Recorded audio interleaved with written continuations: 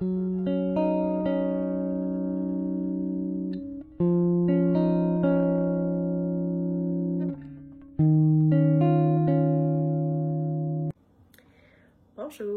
je m'appelle Marie-Ève et vous écoutez le tout premier podcast tricot de Marie Bobine. Donc tout d'abord, merci d'être là si vous avez cliqué sur cette vidéo. Donc c'est un réel plaisir de pouvoir vous parler. Alors si jamais vous voulez, vous pouvez me retrouver sur Instagram et sur Ravelry sur le pseudonyme Marie Bobine. Donc je sais qu'il y a déjà une quantité phénoménale de podcasts tricot, tous plus intéressants les uns que les autres. Alors pourquoi, Marie-Ève, me direz-vous? Pourquoi un autre podcast tricot? Bien, la raison, elle est simple. J'avais besoin d'en parler. Donc, j'avais vraiment cette envie de parler de ma passion qui est le tricot. Alors, ça me trottait dans la tête depuis déjà un bon bout de temps. J'osais pas. Je suis une personne de nature assez timide et réservée habituellement. Donc, ça me demandait beaucoup là, de publier tout ça. Donc, j'osais pas vraiment. Mais donc, j'ai décidé quand même de me lancer. Alors, je me suis dit, là, il y a 2-3 semaines, je dis là, la semaine avant Noël, je fais mon premier podcast. Coûte que coûte. Et là, malheureusement, la sinusite est arrivée, comme vous pouvez entendre. Et là, c'est ça. Mais je me suis dit, j'enregistre quand même. Et j'aurai simplement une voix plus sensuelle. Pour parler tricot, c'est toujours parfait. Alors, voilà. Donc, c'est ce qui me motive, là. Donc, de pouvoir parler de tricot avec des gens. Parce que ma famille sont extraordinaires. Vraiment. Puis ils me posent plein de questions. « Ah, c'est beau, qu'est-ce que tu fais? Ah, tu tricotes quoi? » Mais j'ai l'impression que je leur casse un peu les oreilles. Donc, je me suis dit que j'allais casser les oreilles à d'autres personnes. Je voulais quand même pas abuser de leur générosité, hein, vous comprenez? Donc, c'est ma famille. Je les aime beaucoup. Alors voilà. Donc, c'est pour cette raison que je propose un nouveau podcast et que je me lance. J'opterai pour un format podcast assez traditionnel. Donc, objet en cours, objet fini, puis coup de cœur et compagnie. Alors, je me garde la petite section de la fin là, pour vous parler soit de coup de cœur littéraire ou de patron, de designer, de laine, peu importe. J'aime aussi beaucoup la lecture. Je sais que je suis pas la seule tricoteuse qui aime bien lire. Alors, c'est pour cette raison que je me permets cette petite fantaisie. Et si jamais ça vous intéresse pas, vous pourrez tout simplement quitter à la fin. Donc, voilà, sans plus tarder, un bref historique tricotesque de ma personne. Alors, j'ai commencé à tricoter vers l'âge de 7 ou 8 ans. J'ai appris grâce à ma gardienne et à ma mère. Elle m'a montré là, à tricoter. J'ai d'abord tricoté une couverture pour mon petit toutou chat qui s'appelait Caramel. Des détails intéressants. C'était un petit carré en point mousse bleu. Fort bien réussi, ceci dit. C'est mon premier objet fini, à vie. Ensuite, se sont enchaînés les flops et les réussites. Donc, le fameux châle en point mousse, pas châle, un foulard. Un foulard. Un foulard en point mousse un peu croche, avec les bordures là, qui font des petites vagues. Ensuite, c'est le point jersey, hein, la succession du point mousse. Par contre, le point jersey, ça roule. Donc, un foulard qui roule, un rouleau de foulard. J'ai tricoté par intermittence, là, je vous avouerai, très sincèrement. Étant une étudiante très studieuse, je n'ai pas tricoté énormément pendant mes études. J'avais 2 choses qui m'occupaient dans la vie, l'école et les devoirs. Donc, j'avais plus le temps pour bien faire. Bon. Donc, c'est ce qui fait que j'ai pas beaucoup tricoté suite à ça. Par contre, j'ai repris le tricot par la suite un petit peu là, comme passe-temps. Ça m'arrivait, j'avais des petites passes, j'avais envie de tricoter. Des tucs sans patron, quelle mauvaise idée. J'ai tricoté des bas de yoga. Pas de talons, pas d'orteils. Je me dis ça, c'est facile à faire. Donc, j'ai tricoté ça. J'avais un petit peu peur là, à l'époque. Je me lançais pas dans les projets avec des patrons très compliqués qui demandaient des techniques que je connaissais pas. J'avais pas fait de chandail, j'avais rien fait de tout ça parce que j'étais très intimidée par les patrons et par les techniques que je ne connaissais pas. Donc, c'est ça. Ça m'intimidait vraiment, vraiment, vraiment beaucoup. Alors, je ne le faisais pas. Tout simplement. Et puis là, ensuite, je me suis remis plus sérieusement au tricot dans les dernières années par jalousie. Oui, vous m'avez bien entendu, par jalousie. Donc, ma mère a tricoté à mon amoureux une grande couverture de laine pour lui, comme cadeau de Noël. Et là, j'étais vraiment jalouse. Vraiment belle, vraiment grande, vraiment douce, très chaude, comme la couverture parfaite. Et là, ma mère m'a dit, ben, t'as un chapeau tricoté une. Alors, c'est ce que j'ai fait. Je l'ai tricoté. N'étant pas une tricoteuse vitesse turbo, ça m'a pris quand même un certain temps, je vous avouerai. Elle a été... c'est un projet de longue haleine. Je l'ai réussi. Je l'ai terminé. Et depuis ce temps, elle m'accompagne chaque nuit de ma vie. Et j'en suis fort heureuse. C'est une couverture bien simple en baby blanket. Format double. C'était long à tricoter. Ensuite de ça, ben, j'ai voulu continuer le tricot. J'ai voulu poursuivre là, mon épopée tricotesque. Puis, j'ai découvert les tricots sur Pinterest. J'ai vu le châle d'Andrea Murray. Et là, j'ai dit, il faut que je le tricote. C'était le Night Shift d'Andrea Murray. Et là, je devais le tricoter. Donc, j'ai demandé à ma fête si la maison tricotée offrait des kits. Donc, j'ai demandé à ma fête un kit. Je l'ai reçu. J'ai tricoté. Et depuis, les projets se sont enchaînés. Et c'est ça. La suite, c'est moi qui enregistre aujourd'hui un podcast tricot pour vous parler de ma passion. Vous m'excuserez si je me regarde de temps en temps. Je suis pas habituée. Je regardais le temps, là. Alors voilà. Donc, c'est ce qui met fin à mon historique de tricot. Je suis pas une tricoteuse experte. J'apprends, je me débrouille, je n'ai peur de rien. Je n'ai peur de rien, vraiment. Je me lance dans un projet tête baissée, je pars.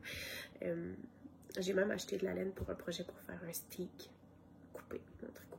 Il n'y a plus rien qui m'arrête. Donc, c'est ça. Donc, je suis vraiment pas une experte, là. Très, très, très débutante. J'ai encore des flops tricot communs, courants. Je fais encore des millions d'erreurs. Mais je me pardonne. Hein? C'est un passe-temps, donc je vis bien avec ça. Lâcher prise. Bien important. Donc, on avait dit en cours, projet fini et coup de cœur. Donc, je vais commencer avec les encours. Mes encours, je les divise en deux. Donc, j'ai des encours actifs et j'ai des encours qui font dodo. Donc, mes encours qui font dodo, je vous les présenterai pas. Je ne vais pas les réveiller. Donc, je vais les laisser de côté. Là, il y en a quelques-uns. J'ai le For Fox Sake de Maxime Cyr.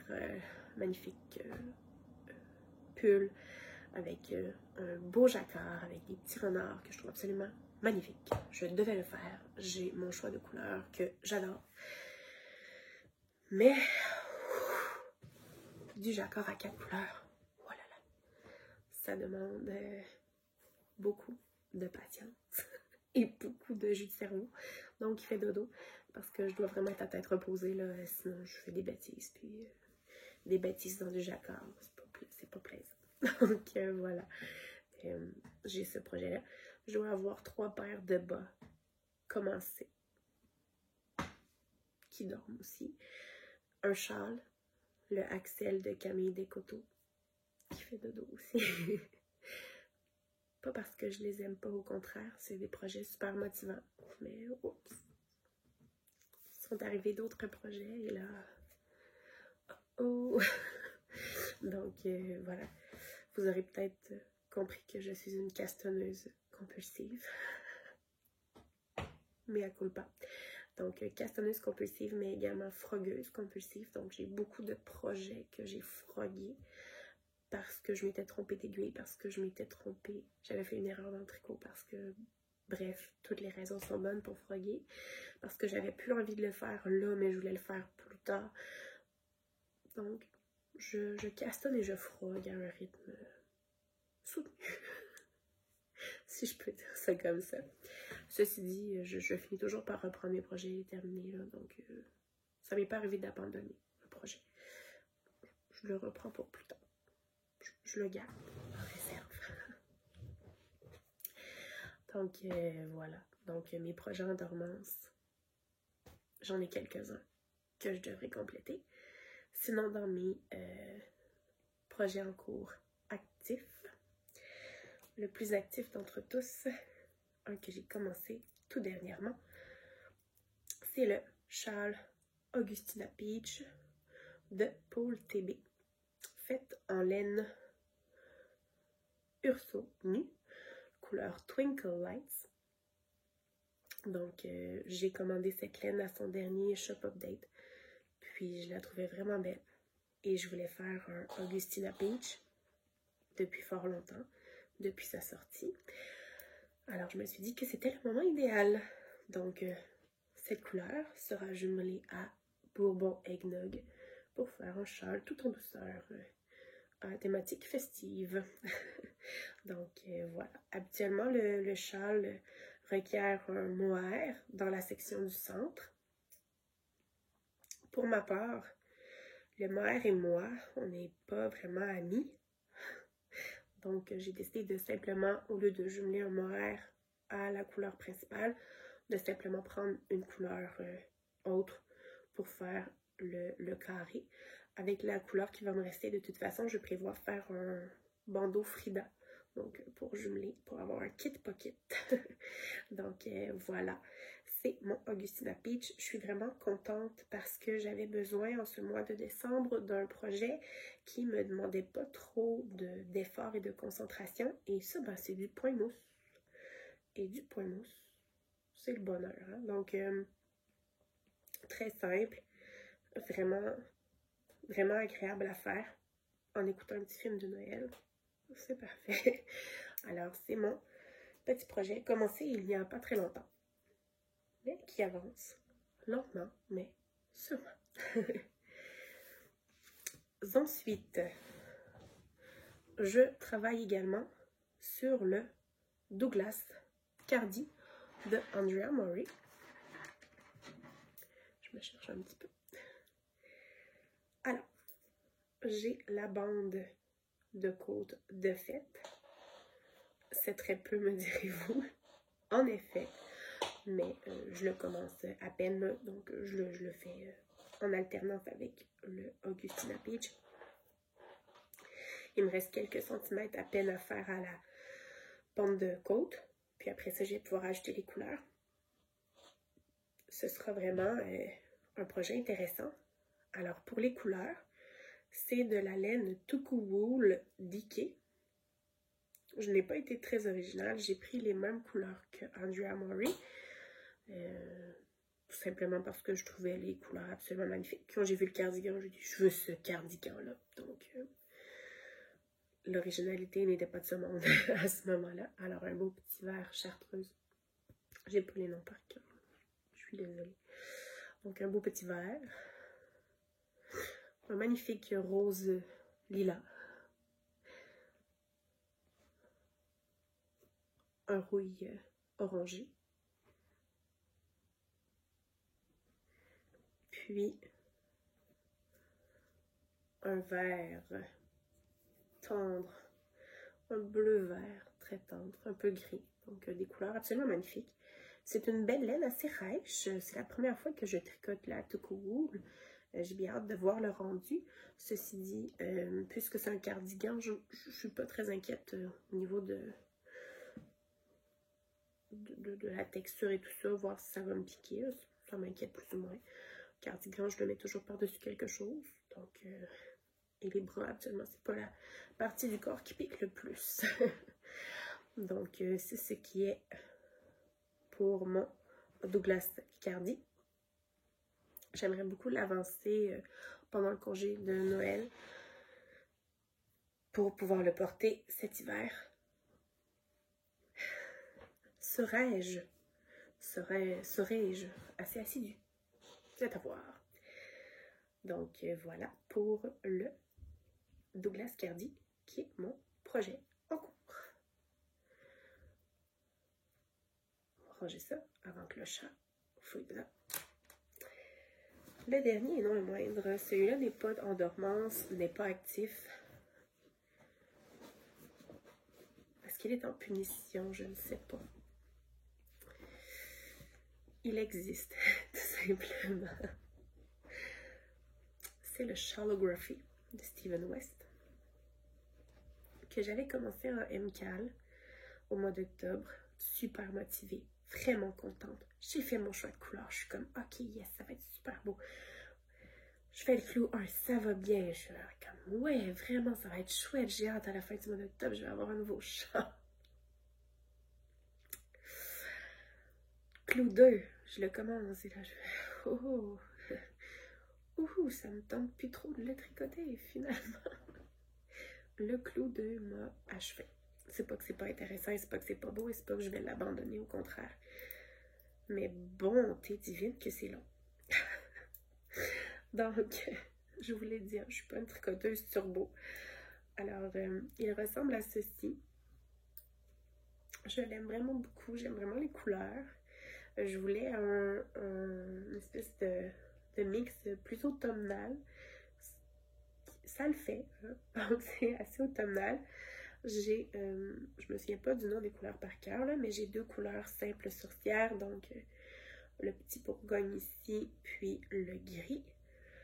J'ai la couleur vendange de Colorista, qui est, on la voit pas très bien, mais c'est un mauve avec du orangé, doré, vert, c'est magnifique. Ensuite, j'ai un petit verre de Humble Knit. Là, il a l'air blanc pas mal. Donc, un petit verre de Humble Knit. Puis, un petit pêche rose de Beau Fibre. Là, j'ai pas le nom des couleurs par cœur, mais je pourrais vous en reparler quand je l'aurai terminé. Hein, quand il sera dans mes projets finis. Donc, voilà. Alors, j'aime beaucoup les textures et le rendu. C'est des techniques qui sont quand même intéressantes, là. Donc, on fait une panoplie de techniques, vraiment, c'est vraiment chouette. Sauf que ça demande beaucoup de jus de cerveau. Puis des fois, on en a moins. Donc, voilà. C'est mon petit projet latent. Il est latent. Mais c'est correct, il attend dans mon merveilleux sac de chez Isabelle avec mes belles pins de les garçons. Donc, il est pas mal pris. Vraiment pas mal pris. Il y a pire, il y a pire. Alors, projet en cours, c'est pas mal ça. J'en ai pas vraiment donc là, actifs pour le moment. Ce sont plus des projets en dormance. Projet terminé. C'est certain que, étant donné que c'est mon premier podcast, je pourrais vous parler de projet terminé pendant 1 heure. Ce serait pas super intéressant. Donc, j'en ai sélectionné quelques-uns, soit les plus récents et celui que je porte. Ça me semblait être fair. C'est juste. Alors, je porte le pull Camélia de Genièvre Dugon que j'avais fait en test knit parce que j'étais beaucoup trop pressée de l'avoir. Donc, vous m'excuserez, j'ai des petits problèmes de sinus. Donc, j'étais très pressée de l'avoir, donc je vais le faire absolument en test knit. Et c'est ce que j'ai fait. Donc, j'ai utilisé la laine recommandée dans le patron, la laine utilisée. Donc, c'est de la laine Pose sur le temps. C'est la base Amulette Deka. Et c'est la couleur Doux Souvenir. Donc, j'aime vraiment cette couleur. Un super beau projet. Si je devais le refaire, probablement que je ferais les côtes un peu plus longues. Parce que c'est ça. Je trouve la bande de côte un peu petite là, pour moi. Là, je l'ai mis avec un chandail en dessous parce que... question d'aisance, tout simplement. Mais sinon, il se porte bien là, à épaules découvertes. Mais c'est sûr, je ferais peut-être un petit peu plus de bande de côte. Sinon, la longueur des manches, elle est parfaite. La longueur du corps aussi, elle est très bien. Le motif est absolument magnifique, là, vraiment. Là, donc, j'ai adoré faire les torsades, les petits bubbles, puis le petit point particulier. Là, j'ai presque pas fait d'erreur en plus. Magique. Donc, c'était vraiment super. J'étais vraiment contente du résultat fini. Je le porte beaucoup. Là, il est dû pour être débubué. Nouveau mot. Gliné. Donc, enlever quelques petites mousses, puis faire un beau blocage. Là, ça fait longtemps que je ne l'ai pas bloqué. Donc, c'est un très beau chandail. Je le recommande fortement. Très beau patron. Super bien écrit. Donc, vraiment, vraiment intéressant. Ensuite, ça c'est plus ou moins récent, je l'ai fait à l'hiver passé. Les plus récents, donc de l'automne, j'ai cette tuque de Camille Descoteaux. Alors, tricotée en Urso boucle couleur Longmire. Je l'aime vraiment beaucoup cette tuque et j'aime beaucoup vraiment cette laine aussi. Donc, c'est un combo parfait. Alors, si je l'essaie... Donc, c'est une tuque qui épouse très bien la caboche. Alors, elle fait vraiment bien. Habituellement, moi, une tuque qui n'a pas beaucoup d'aisance, ça fait pas super bien parce que j'ai quand même un visage assez rond. Par contre, celle-ci, je suis totalement satisfaite. 100% satisfaite de cette tuque. Elle est chaude, elle est douce et elle me fait quand même bien. Donc, je suis satisfaite. J'ai fait une erreur. Sans blague. Alors, j'ai pas mesuré la distance qu'elle disait tricoter à partir du bout. J'ai mesuré à partir de l'arrêt des augmentations. Pourquoi? Je ne sais pas. J'étais mêlée. Alors, ce qui fait que j'ai fait beaucoup moins de côtes. Parce que si j'avais fait aussi long de côtes, ben, j'aurais j'aurais comme 8 cm de trop de tuque. Peu recommandé. Alors, j'ai fait moins de côtes, ce qui fait qu'elle est un peu moins serrée autour de la tête. Par contre, elle se porte très bien quand même. Donc, 100% satisfaite, là, aucun regret. No regrets. Je l'aime vraiment beaucoup. Ensuite, j'ai mon magnifique rifleur de Paul TB. Comme une thématique. Donc, j'ai fait le rifleur, j'ai terminé cet automne. Je voulais absolument le terminer pour la photo scolaire. C'est ce que je voulais porter absolument pour la photo scolaire. Donc, j'ai fait les coins ronds. Donc, j'ai escamoté la patch sur le coude. Donc, je n'ai pas fait la belle torsade et tout ça. Je me suis dit non, je vais l'avoir terminé. Puis, de toute façon, j'avais peut-être un peu peur là, que je m'accroche. Étant un peu Gaston Lagaffe, prenez pas de chance. Donc, voilà. J'ai par contre fait les broderies selon les propositions de Paul TB dans le patron. Vraiment, j'ai adoré faire les roses une fois que j'ai eu compris. La première fois, j'étais comme... Hein? Mais après, j'ai compris puis j'ai trouvé ça vraiment beau. Donc... des petites roses. J'ai fait d'un côté, j'ai fait une espèce d'asymétrie, là, je vous dirais. Donc, d'un côté, c'est sur l'épaule et de l'autre, on est plus au niveau du poignet. J'aime beaucoup le rendu que ça fait. Alors, j'ai tricoté cette merveille en laine d'Heirloom Natura, la base Ulysse. C'est un DK et c'est vraiment doux et c'est vraiment chaud. Donc, je l'aime vraiment beaucoup. Cette laine, moi, elle ne me pique pas du tout. C'est du mérino, donc ça ne pique pas. Je l'aime vraiment, cette laine, la d'Heirloom Natura en général. Couleur principale, c'est la couleur bouleau. puis pour ce qui est des petites broderies, alors la feuille est en couleur cèdre, les petites roses en couleur quartz et les petites roses rouges en couleur merlot. Donc un super beau projet. J'aurais pu le faire un petit peu plus long, mais j'étais pressée. Ça arrive jamais, ça. J'aurais aussi pu le faire avec un peu plus d'aisance, mais ceci, j'avais tellement peur de manquer de laine. C'est comme ma phobie dans la vie, de manquer de laine. Mais bon, ce ne fut pas le cas. Il m'en reste assez de ces couleurs pour me faire un autre chandail. C'est ça. Donc, j'ai déjà prévu ce que j'allais faire avec le projet. Parce que j'avais des restants.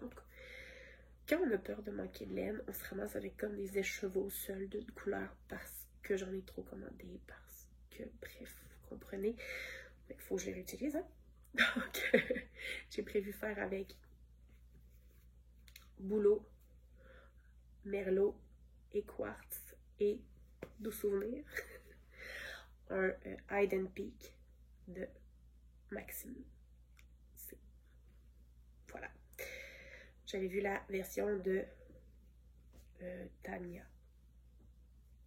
Et je la trouvais magnifique.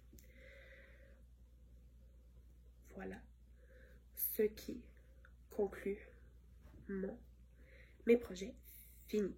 Donc le rail-fleur de Paul TB. Ce sont les plus récents. Bien évidemment, j'en ai quelques-uns d'autres. Des flops aussi. Tendance à faire les chandails trop grands. Étant un format plus ou moins standard, hein, donc étant une personne plus ronde, c'est plus long de tricoter un chandail, je vous avouerai. Puis il y a quand même toujours la crainte de manquer de laine. Je pense que tout le monde, là, peu importe notre taille, on a un peu peur de manquer de laine, mais bref. Donc, je tombe trop de laine. C'est la vie, c'est pas grave. On la réutilise de toute façon, c'est pas perdu. Je ne suis pas une acheteuse de laine compulsive, ceci dit. Chaque fois que j'achète la laine, c'est parce que j'ai un projet en tête. Donc, dans mon stash actuellement, chaque laine qui est là a un projet associé, sauf mes quantités de laine à bas.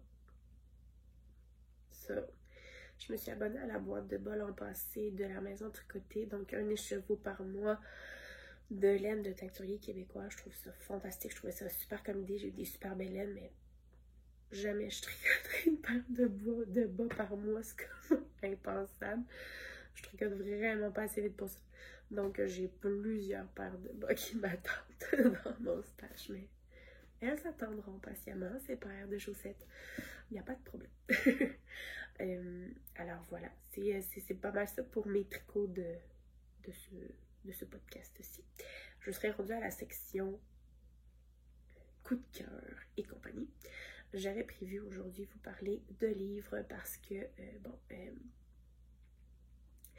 dernièrement, j'ai découvert que je pouvais lire en tricotant et ça a été un grand soulagement parce que ma pile à lire augmente, mais pas mon temps de lecture.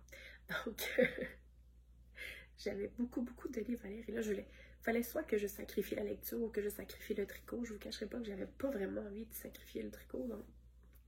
Et là, en plus, j'ai commencé à coudre. Donc là, c'est comme coudre, lire, tricoter. Manque de temps. Donc là, je peux lire en tricotant, ça va être parfait. Je peux pas lire en cousant, ça, c'est affirmatif, ça c'est impossible. Mais lire en tricotant, ça se fait super bien. Il me reste à m'acheter un petit coussin avec ceux que le livre tient là. Donc, il manque juste ça. Ça va être parfait. C'est mes achats prévus de janvier. Donc, voilà. Alors, aujourd'hui, je vous présente une série que j'ai commencée et que j'aime vraiment et un auteur que j'aime vraiment beaucoup. Je vais commencer par la série que j'ai débutée. Alors, j'ai débuté la série de Sarah J. Maas, A Court of Thorns and Roses, où on suit Feyre. F-E-Y-R-E. Peut-être que je me trompe, qui se ramasse un peu dans le pétrole, donc avec les fées, Puis c'est vraiment super intéressant. C'est une histoire qui est un peu basée sur La Belle et la Bête, là. Donc une espèce de Belle et la Bête fantastique. La Belle et la Bête, c'est à la base fantastique, mais en tout cas, on tombe dans le monde des fées, ces affaires-là, donc un peu plus magique, là, donc vraiment, vraiment intéressant. J'ai très hâte de poursuivre. J'ai les autres livres de la série. Je voulais juste comme finir des lectures avant de tomber dans cette série-là. Mais honnêtement, si vous aimez les livres plus fantastiques, que vous êtes à l'aise avec la lecture en anglais, j'ai pas vérifié s'il se fait en français, ça a été traduit, j'ai pas vérifié. Mais si vous êtes à l'aise, je vous le recommande. Excellent livre. Et maintenant, un auteur que j'affectionne particulièrement, chaque fois qu'il y a un nouveau livre qui sort, je comprends, faut que je le lise, c'est Gilles Le Gardinier. Ici, c'est le dernier livre que j'ai lu.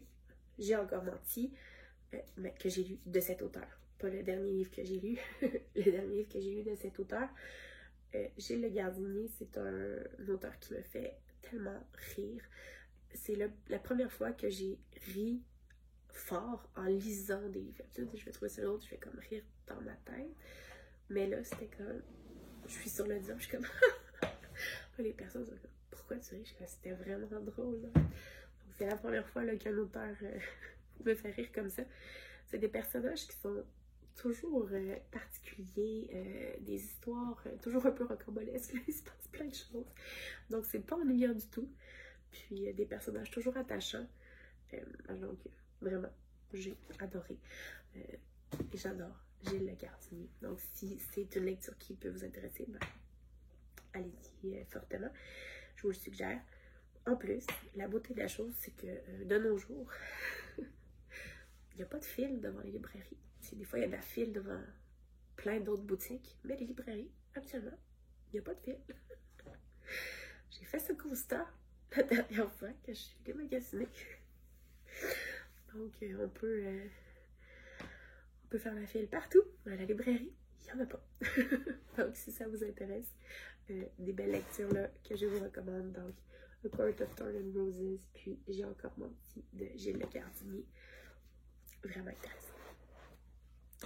Alors, c'est ce qui ferait le tour pour notre premier épisode de podcast. Je ne suis pas la personne la plus bavarde. Donc, ça risque pas d'être des épisodes excessivement longs. Par contre, c'est toujours un plaisir de partager. Alors, j'espère que vous avez apprécié ce petit moment. Je vous souhaite une belle journée. Bon tricot et à bientôt!